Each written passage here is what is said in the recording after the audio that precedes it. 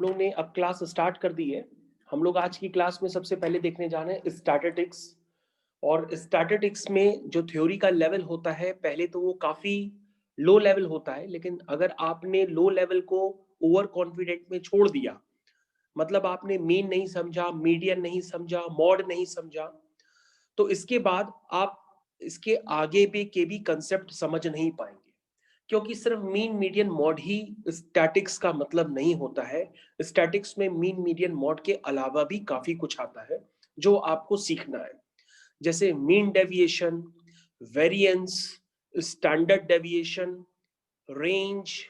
काफी सारे नए टर्म्स आपको स्टैटिक्स में सीखने हैं, लेकिन ये सारे टर्म स्टैटिक्स में आप तभी सीख सकते हैं जब आपको बिगिनिंग लेवल की स्टैटिस्टिक्स पता हो। तो उसका पूरा नाम होता है स्टैटिस्टिक्स। तो ये स्टैट्स नहीं होती है, दिस इज कॉल्ड स्टैटिस्टिक्स, ये इसका नाम है। तो बच्चों इसको किस तरह से करते हैं, इसका कैसे शुरुआत की जाती है, तो सबसे पहले आप ये समझिए कि जैसे आपसे कहा जाए कि मेरा जो वेट है या जो मेरा मास, उसको सही शब्दों में कहेंगे, मेरा मास जो है वो 20 kg है और आपका मास जो है वो 30 kg है। तो हमने कहा हम दोनों के मासेस का मीन क्या हुआ, तो आप कहोगे कि सर दोनों के मासेस को सम कर दीजिए और जितने भी लोग हैं उनसे डिवाइड कर दीजिए। तो आप कहोगे 20 + 30/2, दैट इज 50/2, दैट इज 25। तो बच्चों ये एक मीन या जिसको आप पहले एवरेज के नाम से जानते थे, ये वो होता है। लेकिन जो हम लोग अभी तक मीन या एवरेज निकालते हैं, ये जो डाटा होता है हमारे पास, वो एक डाटा अनग्रुप्ड डाटा होता है। तो अनग्रुप्ड डाटा जब होता है तो आपके लिए मीन निकालना काफी आसान काम होता है। आप क्या लिखते हैं सीधा सीधा कि नंबर ऑफ ऑब्जर्वेशंस जितने भी हैं उनका sum divide by total number of observations. तो जो भी ऑब्जर्वेशंस की वैल्यू है उन वैल्यूज का sum divide by total number of observation वो है कितने। अगर आप ऐसे करते हैं तो आपका मीन निकल आता है। लेट्स से पहले हम लोग मीन को एक दो क्वेश्चंस करके समझ लेते हैं, तो हम लोग को फिर ज्यादा क्लियर हो जाएगा कि इसके आगे क्वेश्चंस कैसे बनेंगे। लेट्स से हमने आपके सामने एक पहला क्वेश्चन बनाया है जो हो सकता है अभी आपको काफी इजी लगे। पहला क्वेश्चन है, find the mean find the mean of first 6 multiples of 3। तो बच्चों ये आपकी स्क्रीन पे अभी मैंने फर्स्ट क्वेश्चन लिखा हुआ है। तो काफी इजी क्वेश्चन आपको लग रहा होगा कि आपको मीन किसका निकालना है, फर्स्ट 3 मल्टीपल्स ऑफ 6। और बच्चों फर्स्ट 3 मल्टीपल्स ऑफ 6 आप जानते हैं, एक 3 हो सकता है, 6, 3 2 6, 3 3 9, 3 4 12, 3 5 15, 3 6 18। तो बच्चों ये फर्स्ट 6 मल्टीपल्स है 3 के। अगर हम इनका मीन निकालना होगा तो मीन का नोटेशन बच्चों होता है एक्स बार। एक्स बार का मतलब आप क्या निकाल ले, मीन निकाल ले। और मीन बच्चों ये अनग्रुप्ड डाटा का है। मतलब अनग्रुप्ड डाटा और ग्रुप डाटा में क्या फर्क होता है ये थोड़ी देर में आप समझ जाएंगे। आपके पास ज्यादातर जो क्वेश्चंस आते हैं वो ग्रुप डाटा के आते हैं। तो अभी तो ये डाटा अनग्रुप्ड है, तो अनग्रुप्ड और ग्रुप्ड का क्या मतलब होता है वो थोड़ी देर में आप समझ जाएंगे। लेकिन अभी आप इसको समझिए कि यहां पर मीन कितने ऑब्जर्वेशंस का ले रहे हैं, 3 के 6 मल्टीपल्स है। यानी आपके पास ये ऑब्जर्वेशंस कितने हैं, टोटल 6। पहले ऑब्जर्वेशन की वैल्यू है 3, दूसरे ऑब्जर्वेशन की वैल्यू है 6, तीसरे ऑब्जर्वेशन वैल्यू की वैल्यू है 9। अगर बच्चों हम इनका मीन निकालना चाहते हैं तो मीन निकालने के लिए हम सबका सम कर देंगे। और अगर आप ये सम करेंगे तो बच्चों ये 63/6, दैट मींस ये आ रहा है 10.5। तो बच्चों ये तो एक बेसिक क्वेश्चन है मीन का, लेकिन अभी जो आपके पास डाटा है वंस अगेन ये एक अनग्रुप डाटा है। अब हम लोग अनग्रुप डाटा का मतलब क्या समझे, इसको और भी आप समझ सकते हैं। जैसे मैंने कहा कि क्लास टीचर ने क्लास की एक लिस्ट बनाई और उसमें बच्चों के नाम के आगे उनके मार्क्स लिख दिए। जैसे मान लीजिए क्लास में रोहन है उसके 1 मार्क्स है, क्लास में अमित है उसके 90 मार्क्स है, क्लास में कामरान है उसके 11 मार्क्स है, क्लास में रितु है उसके 98 मार्क्स है। ऐसे करके टीचर ने क्लास के हर बच्चे का क्या बना दी, मार्किंग स्कीम बना करके प्रिंसिपल को सौंप दी। लेकिन प्रिंसिपल ने इतना बड़ा मार्किंग स्कीम हर बच्चे की इंडिविजुअल देने पे टाइम ना समझा, उसके पास टाइम नहीं था ज्यादा।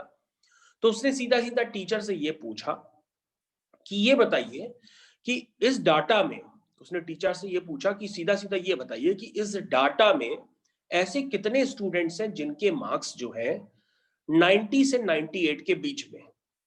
तो टीचर ने कहा कि सर ऐसे 5 स्टूडेंट्स हैं।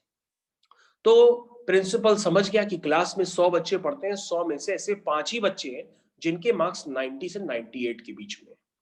अब उनको उसके बच्चों के नाम से मतलब नहीं है, उनको सीधा सीधा ये चाहिए था कि ऐसे कितने बच्चे हैं। तो 5 बच्चे हैं ऐसे जिनके मार्क्स 90 से 98 के बीच में। तो बच्चों हमने डाटा पहले अनग्रुप था, यानी कि पहले अलग अलग बच्चे के नंबर दिए हुए थे, लेकिन अब हमारे पास डाटा ग्रुप्ड हो गया, यानी हम डायरेक्टली बता सकते हैं कि 90 से 98 के बच्चे मार्क्स के बीच में कितने बच्चे। समझ में आया? तो बच्चों ग्रुप डाटा और अनग्रुप डाटा समझने की कोशिश करिएगा। अभी तक जो आप क्वेश्चंस करते आए हैं बिगनिंग लेवल पे वो अनग्रुप डाटा पे करते आए हैं, लेकिन अब आपके पास जो डाटा होगा वो ग्रुप डाटा होगा। तो चलिए मैंने अभी आपके सामने क्वेश्चंस किया, ये तो एक अनग्रुप डाटा पे बेस्ड था और ये मीन निकालने का सबसे आसान तरीका था। अब बच्चों जैसे जैसे हम लोग आगे बढ़ेंगे क्वेश्चंस का लेवल अपग्रेड करेंगे, मीन को समझेंगे, मीडियन को समझेंगे, मॉड को समझेंगे। तो चलिए बच्चों अब हम लोग मीन करते हैं दूसरी तरीके से, जरा ध्यान दीजिएगा। अब हम लोग यहाँ पे लिखते हैं मीन को दूसरी तरीके से किस तरह से कैलकुलेट किया जा सकता है। तो सबसे पहले बच्चों मैंने आपके सामने एक क्वेश्चन लिया है, क्वेश्चन नंबर 2। इसमें बच्चों क्या है, आपके पास एक टेबल बनी है और उस टेबल में गिवन है नंबर ऑफ प्लांट्स और हाइट। वो टेबल मैं आपके सामने बना रहा हूं, जरा ध्यान से समझिएगा फिर करिएगा क्वेश्चन। तो बच्चों सबसे पहले आपके पास नंबर ऑफ प्लांट्स गिवन है और उनकी हाइट गिवन है। कभी भी बच्चों नंबर ऑफ प्लांट्स या नंबर किसी के आगे लिखा हो तो उसको हम लोग कहते हैं फ्रीक्वेंसी। तो बच्चों जो नंबर ऑफ प्लांट्स है, नंबर ऑफ प्लांट्स को आप क्या कह सकते हैं, फ्रीक्वेंसी। और हाइट, ये प्लांट्स की हाइट है, तो हाइट बच्चों यहां पे उसको आप कह सकते हैं एक्साई। जो चीज रिपीट होती है उसको हम लोग कहते हैं फ्रीक्वेंसी।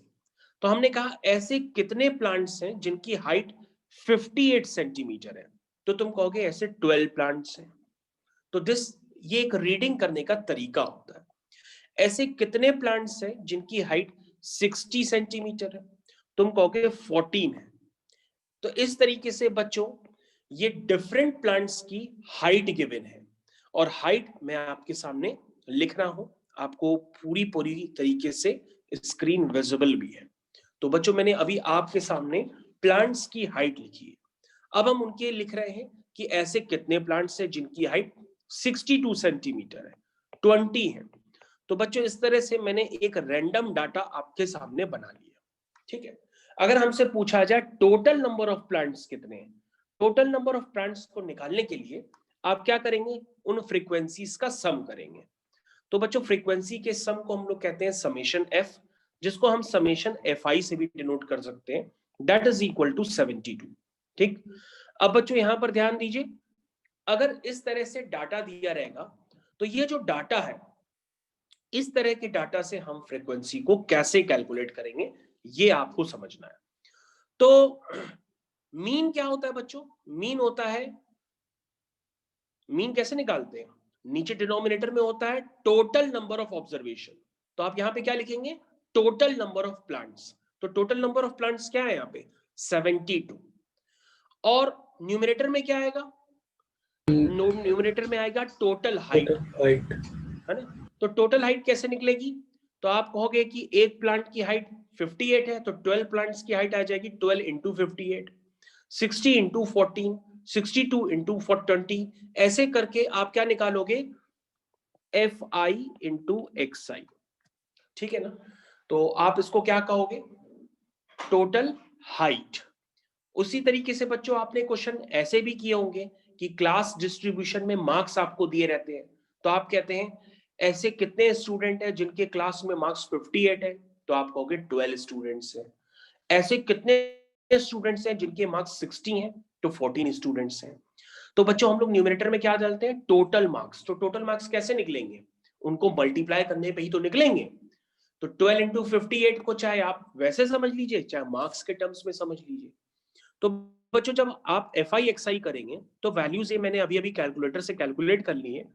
ये वैल्यू आ रही है 696, ये आ रही है 840, ये आ रही है 1240, ये आ रही है 832, ये है 528, इसको मैं फिर से लिख देता हूं, दिस इज 528 और अगली है 340। तो बच्चों अगर हम इस तरह से ध्यान से देखें तो हमारे पास FI/XI यानी टोटल हाइट जो आपके पास आएगी वो आएगी 4476। ठीक।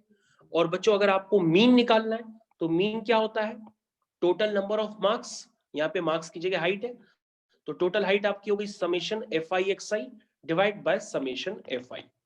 तो बच्चों ये वैल्यू निकल के आएगी 4476 अपॉन 72।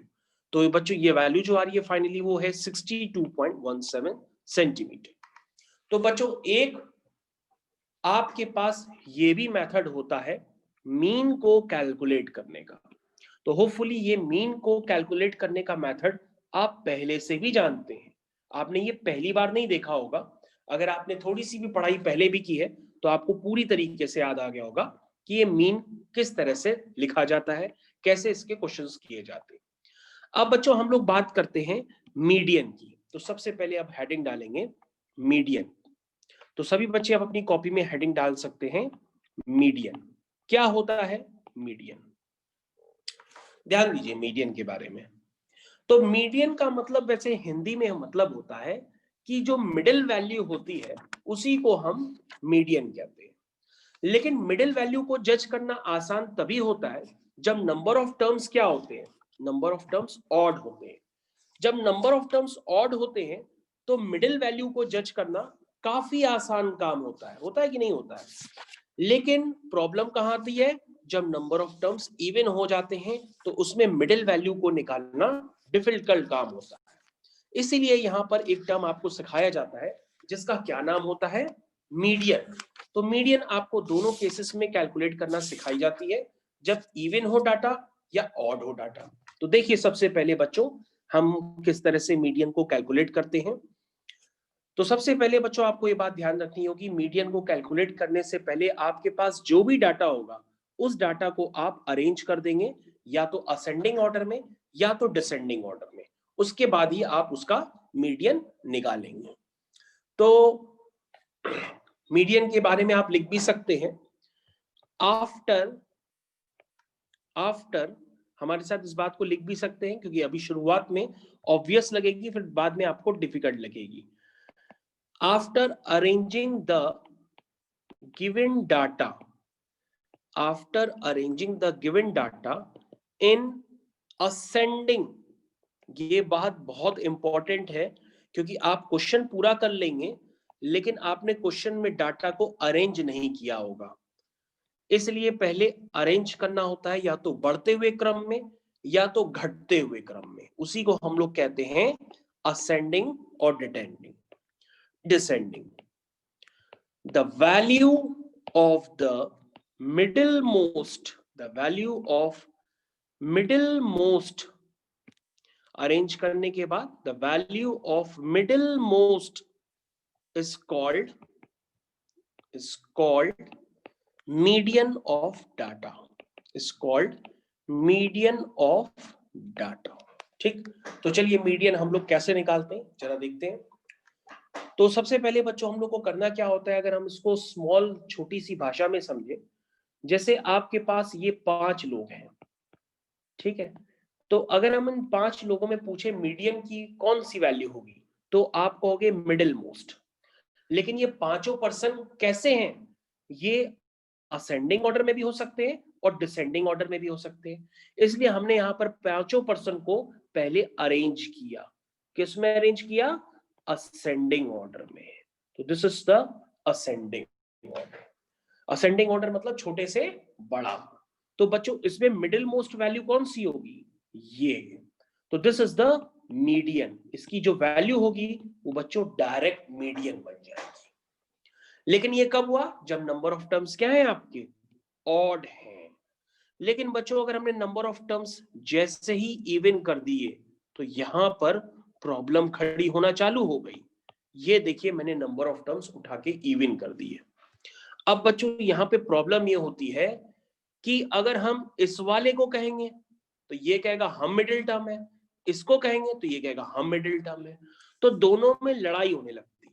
तो ऐसे केस में हम क्या करते हैं, हम इन दोनों की वैल्यूज को लेकर के उनका मीन निकाल लेते हैं।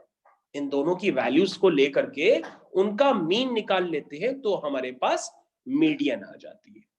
यानी मीडियन निकालने के लिए डिपेंड करता है कि ऑब्जर्वेशंस आपके ऑड है या ऑब्जर्वेशंस आपके इवन है। तो बच्चों अगर आपके पास ऑड ऑब्जर्वेशन है तो आप बता सकते हैं कि मीडियन क्या होगी, वो होगी n+1/2th टर्म जो होगा बच्चों वही आपकी मीडियन होगी। अगर आप उसको क्रॉस चेक करना चाहें तो क्रॉस चेक कर लीजिए। जैसे यहां पर 5 लोग थे तो 5+1 यानी कि 6/2 यानी कि 3, यानी कि देखो तीसरा टर्म जो है वही आपकी मीडियन कहलाएगी, जो तीसरे टर्म की वैल्यू है। और बच्चों अगर आप यहां पे देखें तो यहां पर आप क्या करेंगे, आप इसके लिए नेक्स्ट पेज पे चले जाइए भले।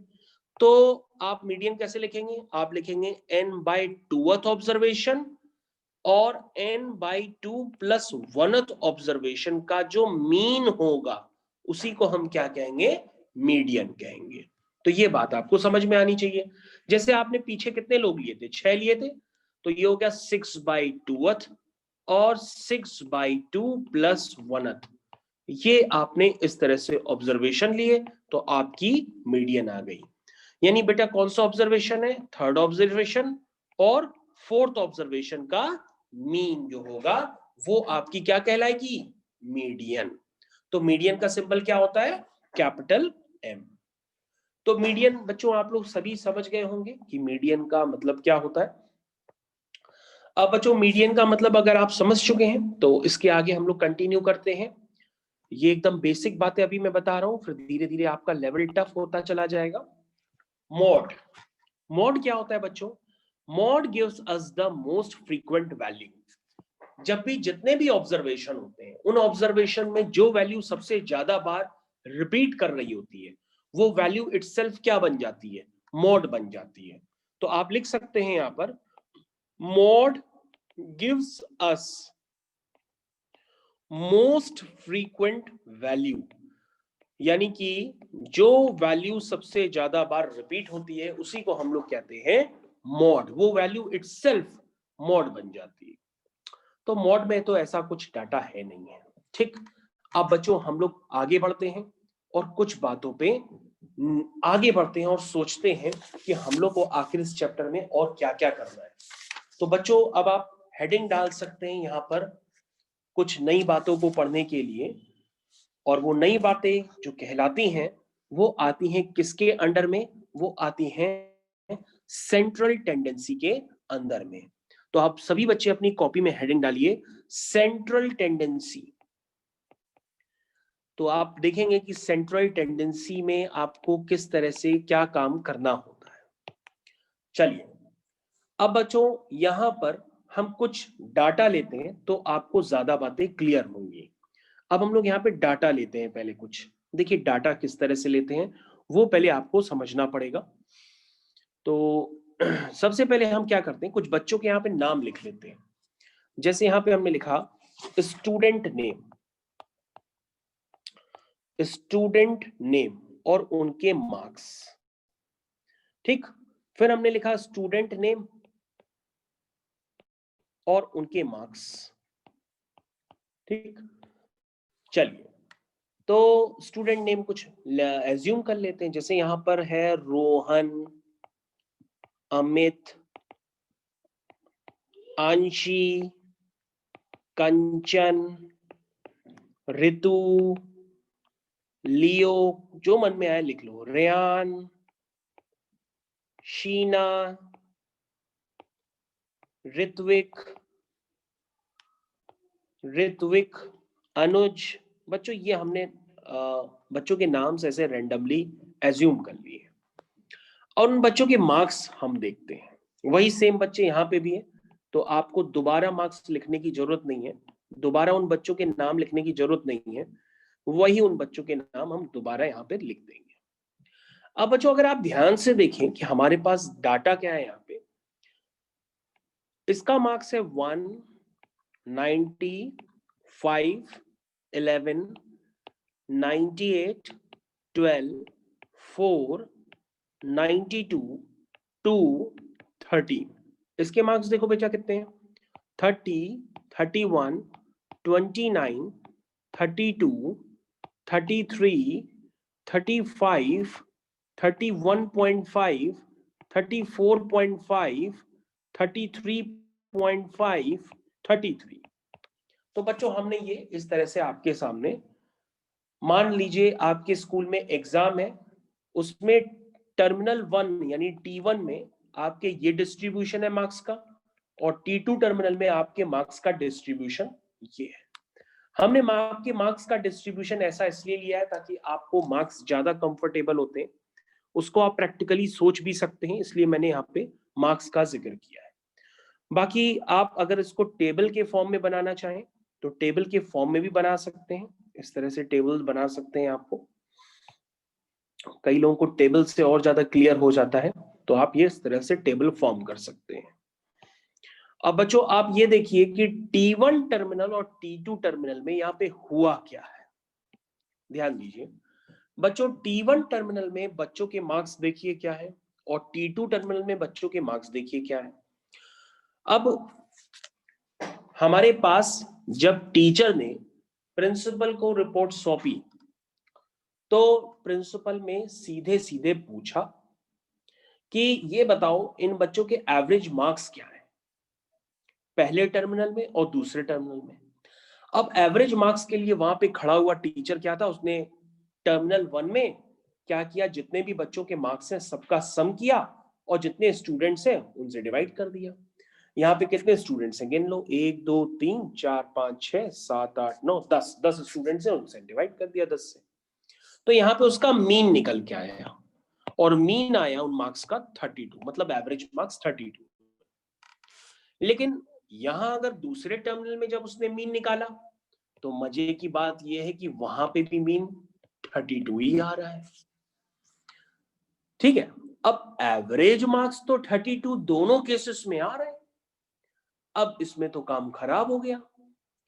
टीचर को प्रिंसिपल को जो रिपोर्टिंग करनी थी या प्रिंसिपल को जो टीचर से पूछना था, वो दोनों एक दूसरे की बात को समझ ही नहीं पाए, क्योंकि दोनों केसेस में एवरेज मार्क्स 32 ही आ रहे हैं। लेकिन एवरेज सेम आने का मतलब ये थोड़ी नहीं है कि पहले टर्मिनल और दूसरे टर्मिनल में सभी बच्चे पास हैं। पहले टर्मिनल में तो काफी बच्चे फेल हैं, लेकिन दूसरे टर्मिनल में तो काफी बच्चे पास हैं।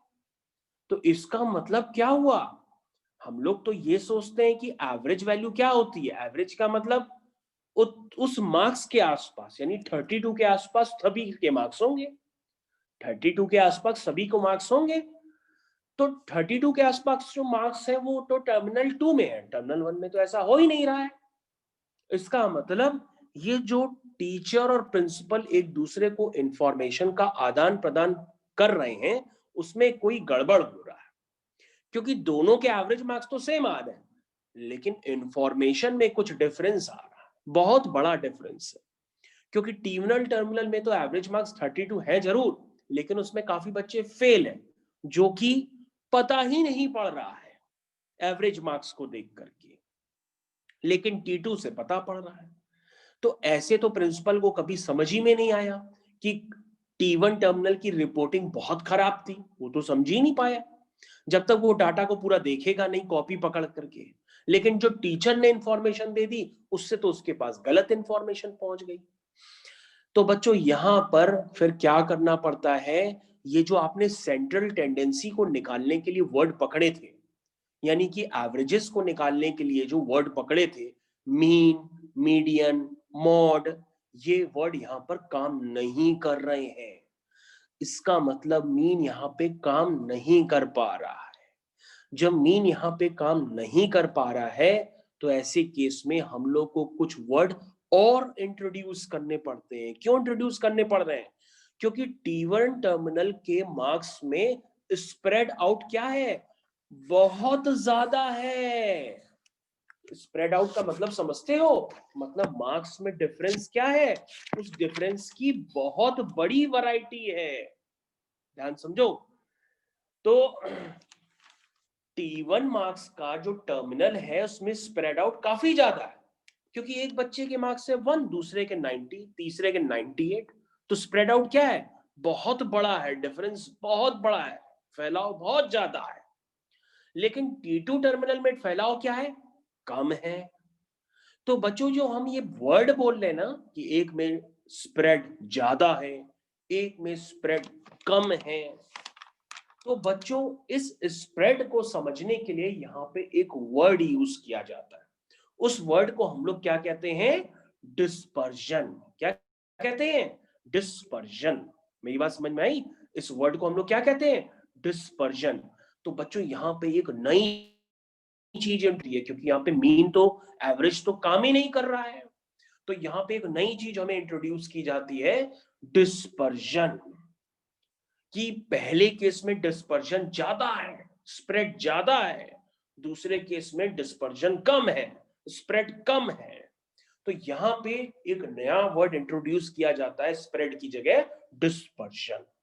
अब बच्चों इस डिस्पर्जन को मेजर करने के लिए कौन कौन से वर्ड यूज किए जाते हैं, वो सबसे पहले आप लिखिए हमारे साथ और हेडिंग डालिए, measures of dispersion.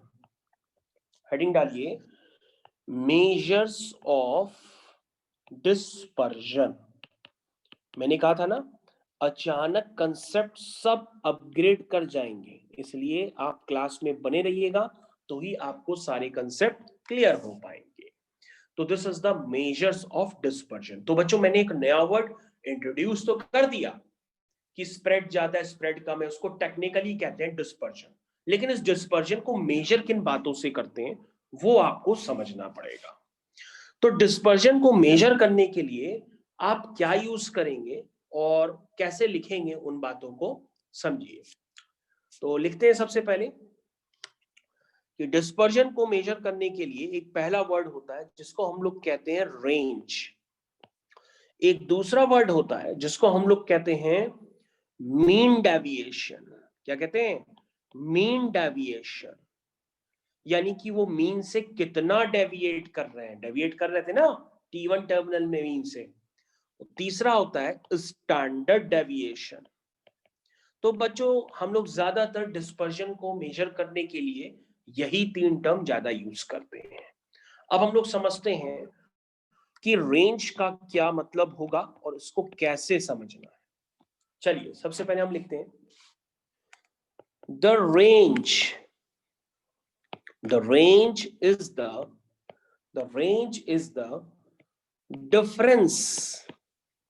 difference between two extreme observation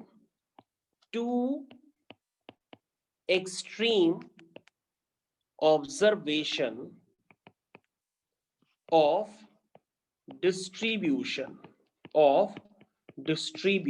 तो बच्चों रेंज क्या होती है, मैंने आपको समझाया, the range is the difference between two extreme observations.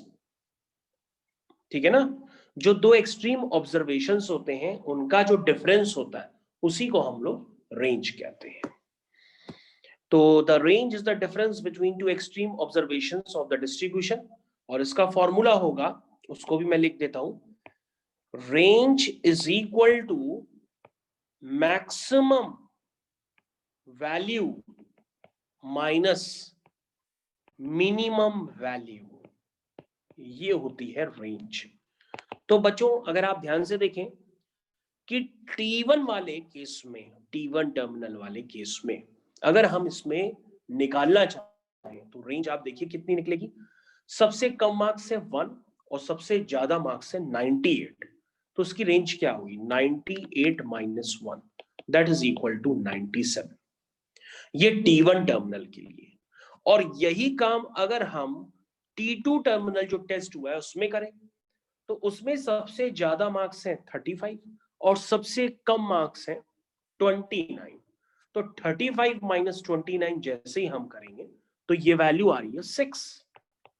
इसका मतलब जिस टीचर ने प्रिंसिपल को रिपोर्ट सौंपी, उस रिपोर्ट में अगर वो रेंज लिख दे, तो रेंज से उस प्रिंसिपल को डिस्पर्जन का आइडिया पड़ जाएगा कि इतना ज्यादा स्कैटर है T1 और T2 टर्मिनल।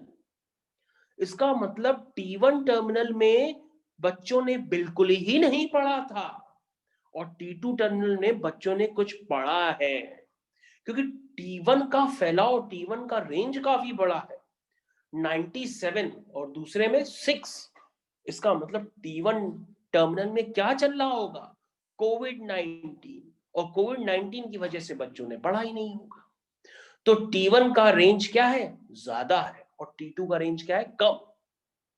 तो ऐसे केसेस में जब मीन सेम आते हैं, तो वहां पर अगर हम लोग अलग से रेंज भी लिख करके दे दें, तो हमारा प्रिंसिपल समझ जाएगा कि T1 टर्मिनल में और क्या खास बातें हैं, वरना वो समझ ही नहीं पाएगा।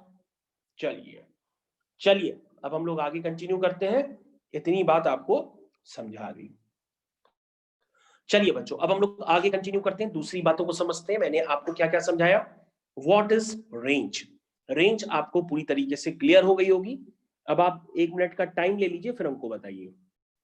तो बच्चों, अभी तक हमने जितना पढ़ा है मैं आपको फिर से रिपीट कर दे रहा हूं, आप यहां तक समझ गए होंगे। हम लोग ने अभी पढ़ा है मीन डेविएशन अबाउट मीडियन। तो मीन डेविएशन अबाउट मीडियन के लिए आपको कुछ नहीं करना होता है।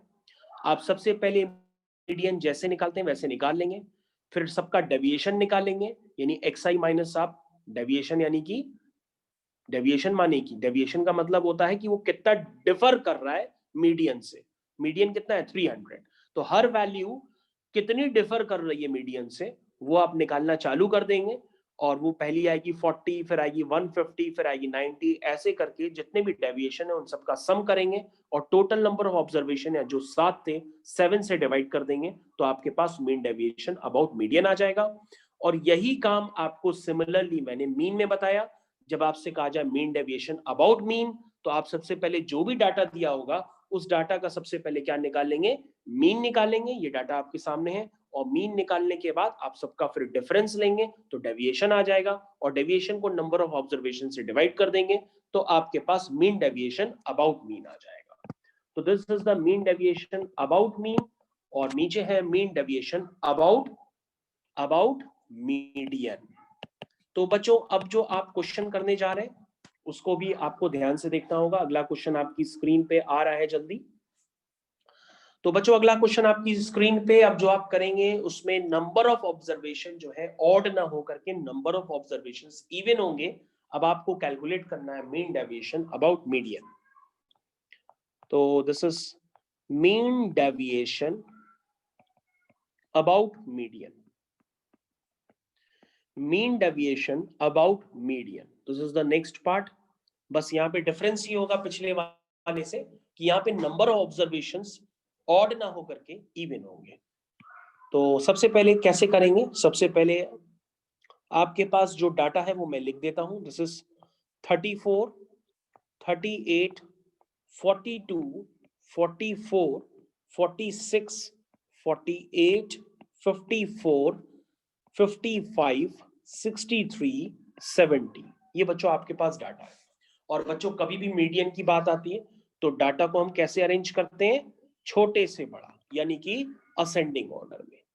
तो सबसे पहले हम डाटा को अरेंज करेंगे, तो आपका डाटा आएगा 34, और मेरे ख्याल से ये डाटा आपका पहले से ही असेंडिंग ऑर्डर में अरेंज मैंने लिखा हुआ है, इसलिए आपको उस डाटा को असेंडिंग ऑर्डर में अरेंज करने की जरूरत नहीं पड़ेगी। अब आप चेक कर लो, ये असेंडिंग ऑर्डर में पहले से लिखा हुआ है। ओके, अब आपको क्या करना होगा? मीडियन निकालनी है। तो मीडियन कैसे निकालेंगे? अगर आप गिनती करेंगे तो यहाँ पे नंबर ऑफ ऑब्जर्वेशन टोटल 10 है। देखिए 1 2 3 4 5 6 7 8 9 10। तो मैंने क्या बताया था? n/2th ऑब्जर्वेशन और n/2 + 1th ऑब्जर्वेशन का जो मीन होगा उसी को ही हम कहेंगे इस ऑब्जर्वेशन का मीडियन।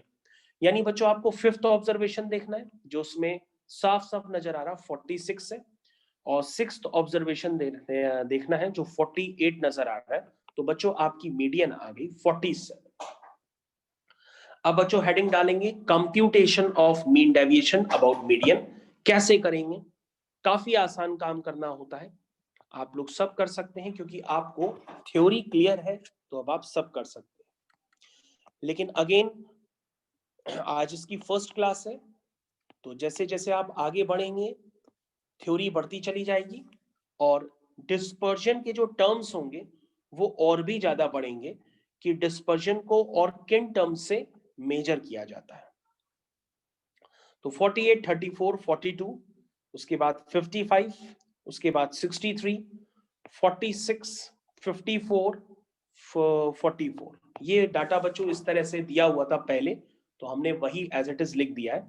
और मैंने मीडियन निकालने के लिए इस डाटा को किस में लिखा था? असेंडिंग ऑर्डर में लिखा था। चलिए, तो फ्रीक्वेंसी ध्यान से देखिएगा, आप यहां पर हम लोग को क्या करना होता है, यहाँ पे डेविएशन लिखना होता है। तो डेविएशन कैसे लिखेंगे? एक्साई माइनस मीडियन। मीडियन आपकी क्या है? 47, तो आपका ये डेविएशन आ जाएगा बच्चों। डेविएशन निकलते चली जाइए, 38 माइनस 47, -9 आएगा, मॉडुलस है तो +9 हो जाएगा। अगेन बच्चों मैं आपको बताता हूं, यहाँ पे मॉडुलस इसलिए लिया जाता है कि यदि आप मॉडुलस नहीं लेंगे तो आप क्या करेंगे, जितनी इसमें पॉजिटिव वैल्यूज आएंगी उतनी इसमें नेगेटिव वैल्यू भी आएंगी, इसलिए आपका जो एवरेज होगा वो 0 आ जाएगा। इसलिए आप यहां पर मॉड लेते हैं ताकि एग्जैक्टली आप डेविएशन निकाल पाए मैग्नीट्यूड वाइज, वरना फिर हमेशा के लिए ही 0 आएगा। लेकिन 0 तो है नहीं क्योंकि डेविएशन तो है ही। चलिए, तो बच्चों ये मैंने लिख दिया है। अगर आप ध्यान से देखें तो ये जो डेविएशन है ये कैलकुलेट होकर के आ रहा है, इसका सम है 86, और आपका आ गया mean deviation about median. Mean deviation about median ये आपका निकल के आ गया। कैसे निकला? This is summation di divided by total number of observation जो कि 10 है। This is 86 upon 10, this is 8.6। तो बच्चों ये आपका आंसर हो गया है, अब आप इसको देख सकते हैं। तो बच्चों अगला क्वेश्चन आपके पास इस तरह से एग्जाम में आता है, लिखा होगा calculate the mean deviation, calculate the mean deviation about mean, calculate the mean deviation about mean from data। और बच्चों आपका जो डाटा है वो मैं लिख रहा हूं। डाटा है बच्चों आपके पास x गिवन है, f गिवन है, मतलब अब आपके पास ये मान के चलिए फ्रीक्वेंसी डिस्ट्रीब्यूशन दिया हुआ है। पहले आपके पास फ्रीक्वेंसी डिस्ट्रीब्यूशन नहीं था, अब यहाँ पे आपके पास फ्रीक्वेंसी डिस्ट्रीब्यूशन है, तो आपको यहाँ पे क्या निकालना पड़ेगा? fi xi निकालना ही पड़ेगा। इसको आप ऐसे भी रीड कर सकते हैं कि क्लास में ऐसे कितने बच्चे हैं जिनके मार्क्स 3 हैं? 8 बच्चे हैं। क्लास में ऐसे कितने बच्चे हैं जिनके मार्क्स 9 हैं? 10 बच्चे हैं। इसको आप इस तरह से अगर आप रीड करना चाहें तो आप रीड भी कर सकते हैं, क्योंकि जितना आप मुंह से बोलेंगे आपको दिमाग में उतना ज्यादा महसूस होगा कि हाँ इसको ऐसे ही किया जा सकता है। तो बच्चों ये मैंने आपके सामने xi और fi यही सिर्फ आपके पास गिवन है, और जब ये गिवन होगा तो आप मीन डेविएशन अबाउट मीन कैसे निकालेंगे? हालांकि आप कर सकते हैं क्योंकि आपको मीन तो निकालना ही जा सकता है जब फ्रीक्वेंसी डिस्ट्रीब्यूशन आपको दिया हो। तो ये वैल्यू आएगी 24, this is 90, this is 204, this is 207, this is 135। तो बच्चों this is summation fi xi, this is called 660, और this is summation fi, अगर आप इसको सम करेंगे this is 44, यानी टोटल 44 है बच्चे। अब बच्चों आपको करना क्या होगा? आपको मीन डेविएशन निकालना है। तो सबसे पहले आप xi माइनस मीन डेविएशन के लिए आपको मीन निकालना पड़ेगा। तो मीन क्या होगा बच्चों? Summation fi xi divide by summation fi। This is 660 upon 44।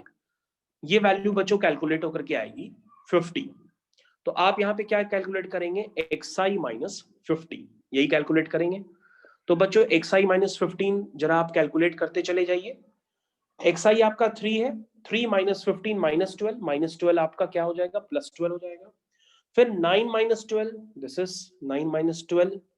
अब आप इसको करते चले जाइए, 12 नहीं है 15 है, 9 माइनस 15, दिस इज माइनस 6, 6 हो जाएगा, 17 माइनस 15।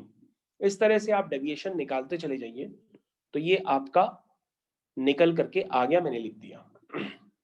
तो बच्चों अब आप इस मीन का डेविएशन मत ले लीजिएगा, ठीक है ना, मतलब ये जो अभी आपने डेविएशन लिखा है इसका आप मीन मत ले लीजिएगा, वो आंसर नहीं है, क्योंकि ये फ्रीक्वेंसी डिस्ट्रीब्यूशन है। अब आपको क्या निकालना पड़ेगा, F I into x I minus 15 का मॉडुलस, अब आपको ये निकालना पड़ेगा, तब आपके पास ओवरऑल स्टूडेंट्स का डेविएशन आएगा। क्योंकि तो बच्चों ये तो एक स्टूडेंट का डेविएशन है ना 12, तो ऐसे कितने बच्चे हैं, 8 बच्चे हैं, तो 8 बच्चों का ओवरऑल डेविएशन कितना होगा, 96, 12 8 जा 96। अगेन आप मल्टीप्लाई करते चले जाइए, आसान है, 12 2 जा 24, फिर 72, फिर 60, दिस इज, आपको ये कैलकुलेट करना होगा। तो बच्चों ये वैल्यू का अगर हम सम निकालेंगे तो ये वैल्यू निकल करके आ रही है, इसका सम आएगा बच्चों 312। आप इसका सम भी चेक करके देख लीजिए, इसका सम आ रहा है 312। तो बच्चों अब आप समझ गए होंगे कि अगर फ्रीक्वेंसी डिस्ट्रीब्यूशन के फॉर्म में भी आएगा तो भी आप मीन डेविएशन अबाउट मीन निकाल सकते हैं। और ये वैल्यू कितनी निकल के आएगी, this is value comes out to be summation F I X I minus 15 whole divide by summation F I, ये 312 अपॉन 44, तो ये डेविएशन निकल के आया 7.09।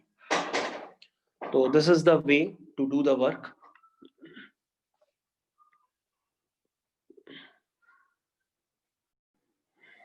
तो ठीक है बच्चों, अब हम लोग आज का क्लास की लास्ट क्वेश्चन करने जा रहे हैं। लास्ट क्वेश्चन का डाटा भी बड़ा है, थोड़ा सा बड़ा क्वेश्चन करा देते हैं, तो अगले पेज पे चले जा रहे हैं।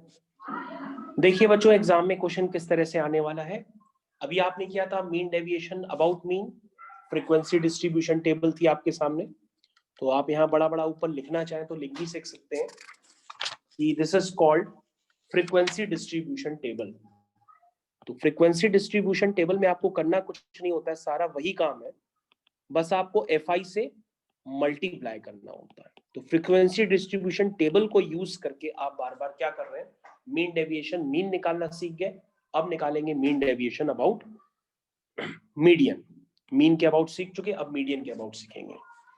अगेन यहाँ पे आप लिखना चाहें तो लिख सकते हैं फ्रीक्वेंसी डिस्ट्रीब्यूशन टेबल, क्योंकि नॉर्मल तो आप देख चुके हैं, अब फ्रीक्वेंसी डिस्ट्रीब्यूशन टेबल से कैसे निकालना है वो देख रहे हैं। तो एग्जाम में क्वेश्चन कैसे होगा वो लिख लेते हैं पहले। एग्जाम में क्वेश्चन होगा कैलकुलेट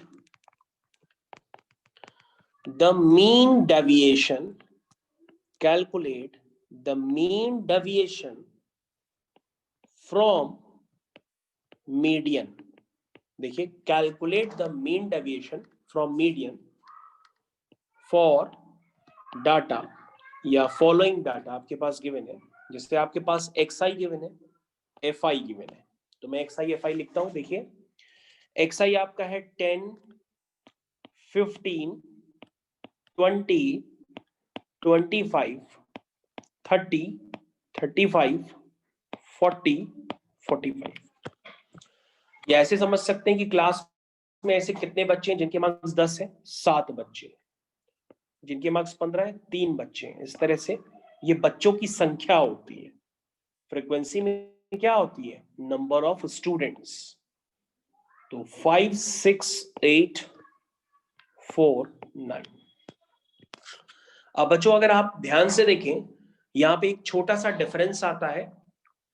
यहां पर आपको मीडियन के केस में जब मीन डेविएशन अबाउट मीडियन निकालना होता है तो आपको यहां पर क्यूमुलेटिव फ्रीक्वेंसी लिखनी पड़ती है। क्या लिखनी पड़ती है, क्यूमुलेटिव फ्रीक्वेंसी। तो क्यूमुलेटिव फ्रीक्वेंसी, क्यूमुलेटिव का मतलब क्या होता है कि एक्यूमुलेट करके फ्रीक्वेंसी बार बार लिखनी पड़ती है, कि मतलब अब तक कितने बच्चे हो चुके हैं total, this is called cumulative frequency, जिसको आप सीएफ से भी रिप्रेजेंट करते हैं। तो जैसे 7 का 7 कॉपी कर दिया, अब 7 में ये 3 ऐड कर दो तो 10 आया, 10 में 8 ऐड कर दो तो 18 आया, 18 में 5 ऐड कर दो तो 23 आया, 23 में 6 ऐड कर दो तो 29 हो गया, 29 में 8 ऐड कर दो तो 37 हो गया, 4 ऐड कर दो 41 हो गया, 9 ऐड कर दो 50 ऐड हो गया। समझ में आया? तो मतलब हम लोग इस तरह से क्या करते हैं, पहली वाली फ्रीक्वेंसी तो कॉपी कर देते हैं, बाकी सबको ऐड करके लिखते चले जाते हैं। मतलब अगर मैं बोलूं कि 23 के जो चलिए मैं आपको करके दिखाता हूं। सबसे पहले बच्चों यहां पर क्या करिए, जो टोटल नंबर ऑफ स्टूडेंट्स है वो निकाल लीजिए। क्या टोटल नंबर ऑफ ऑब्जर्वेशंस कितने? 50। अब चेक कर लीजिए 50 ही आएगा। टोटल नंबर ऑफ ऑब्जर्वेशंस क्या है? 50 है। मीडियन निकालनी होती तो क्या तरीका होता है, आपको बताया था। मीन के लिए तो आप जानते हैं summation F I X I divide by summation F आई, लेकिन मीडियन के लिए क्या तरीका बताया था कि सबसे पहले देखने पड़ते कि नंबर ऑफ ऑब्जर्वेशंस कितने हैं। जैसे यहाँ पे 50 है तो मीडियन क्या होती है? मीडियन होती है n by 2th observation plus n by 2 plus 1th observation, यही तो बताया था, अपॉन 2 का मीन। तो बच्चों 50th ऑब्जर्वेशन का है 50 अपॉन 2 यानी कि 21th ऑब्जर्वेशन, और कौन सा ही आएगा 20 50 बाई 2 प्लस 1 26th ऑब्जर्वेशन। इसका जो मीन होगा यही मीडियन होगी। तो बच्चों 25th ऑब्जर्वेशन यानी 25th तक यानी 25 तक, 25 कहां पर आएगा इधर ध्यान दीजिए भाई, 23 तक तो कंप्लीट ही हो गया यहां पर, तो 25वां कहां आएगा? 23 के बाद ही आएगा, यानी कि 26वां भी 23 के बाद आएगा, यानी वो 23 के यहां तक कंप्लीट हो गया 23 वाला सिस्टम। तो 25वां 26वां कहां होगा? 24वां 25वां 26वां 27वां 28वां 29वां, वो सब इसी इंटरवल में होंगे जो 23 के बाद लिखा गया है। समझ में आया? और इस इंटरवल में जो उसकी मीडियन होगी वो क्या होगी? 30 होगी। उसका मिडिल मोस्ट टर्म क्या होगा? 30 होगा। मेरी बात समझिएगा, यहां पे कई लोगों को कंफ्यूजन आता है क्योंकि बुक्स में सब गलत लिखा रहता है। बुक्स में बताया नहीं जाता प्रैक्टिकली इतनी डिटेल में, ना वो आपको डिस्पर्जन बताएगा, नहीं वो आपको रेंज बताएगा, नहीं वो स्कैटर बताएगा, नहीं वो स्प्रेड आउट बताएगा। वो डायरेक्टली आपके सामने बुक्स में क्वेश्चंस चालू हो जाएंगे और फिर आप आगे चल के कहते हो कि ये सब करने की जरूरत क्या थी, इतने ज्यादा कैलकुलेशन ये वो। लेकिन ये सब डाटा आपको यूज होता है, एक विभाग होता है मौसम विभाग, वहां पे यूज किया जाता है। कई सारे डाटा सरकार यूज करती है पॉपुलेशन में, वहां यूज किया जाता है। तो ये सब डाटा यूज किए जाते हैं, तो कैलकुलेशन इसी मेथड से किया जाता है। तो सबसे पहले अगर हम मीन डेविएशन अबाउट मीडियन निकालेंगे तो मीडियन क्या होता है? एक सेंट्रल टेंडेंसी का एक वर्ड होता है जिससे आप सेंट्रल टेंडेंसी का मेजरमेंट यूज करते हैं, एवरेज निकालते हैं। तो बच्चों ये क्या पर है, यहां पर आप उसका डेविएशन निकाल लें कि एक्चुअली में उसका डिस्पर्जन हुआ कितना है। तो उसको मेजर करने के लिए आप मीन डेविएशन अबाउट मीडियन भी निकाल सकते हैं, मीन भी निकाल सकते हैं। आप मीडियन निकाल लें तो मीडियन यहाँ पे कितनी निकली है? Median, this is called median. Median आपकी है आपकी 30, क्योंकि 25th ऑब्जर्वेशन भी क्या है बच्चों, ध्यान से देखिए, 25th ऑब्जर्वेशन भी आपका 30 है और 26th ऑब्जर्वेशन भी आपका 30 है, और 30 प्लस 30/2 यानी 60/2 कितना आएगा आपका? 30 ही आएगा। तो ये बात आपको क्लियर समझ में आनी चाहिए क्योंकि बुक्स में लिखी नहीं रहती है।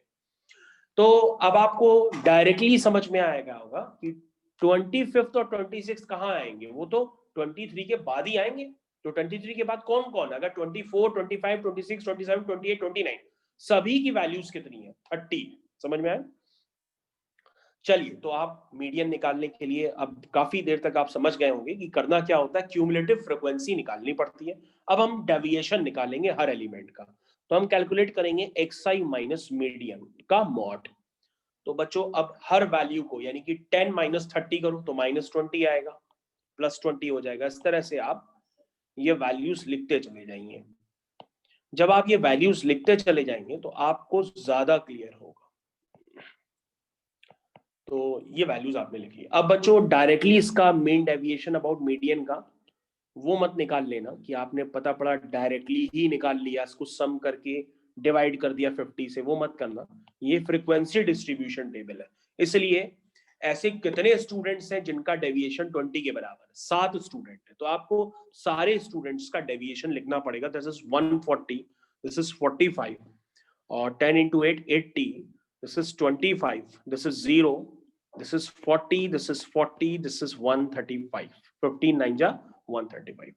अब बच्चों, अब आपको ये सम कैलकुलेट करना है। This is summation F I X I minus 30, ये वैल्यू आ रही है सम होकर के 505। अब बच्चों क्वेश्चन आपका फिनिश हो चुका है। अब आप निकाल चुके हैं mean deviation about median, about median. जब ये आप निकालेंगे तो ये आएगी summation F I X I minus 30 whole divide by summation F I, और ये बच्चों वैल्यू निकल के आएगी 505 upon 50। That's come out to be 10.1। This is the answer. यानी डेविएशन काफी कम है, ज्यादा नहीं है। डेविएशन तभी ज्यादा माना जाता है जब वो 25 या 30 से ज्यादा हो जाए, तभी डेविएशन ज्यादा माना जाता है। अगर डेविएशन ज्यादा होता है तो बच्चों डाटा को फिर से, यानी उस एक्सपेरिमेंट को फिर से रिपीट करना पड़ता है। इसका मतलब अगर डेविएशन अगर ज्यादा आ गया तो इसका मतलब या तो कोई बहुत बड़ी चेतावनी आ रही है, और अगर डेविएशन कम है तो उसका मतलब चेतावनी काफी छोटी है, उसको हल्का में लिया जा सकता है। ये चीज है।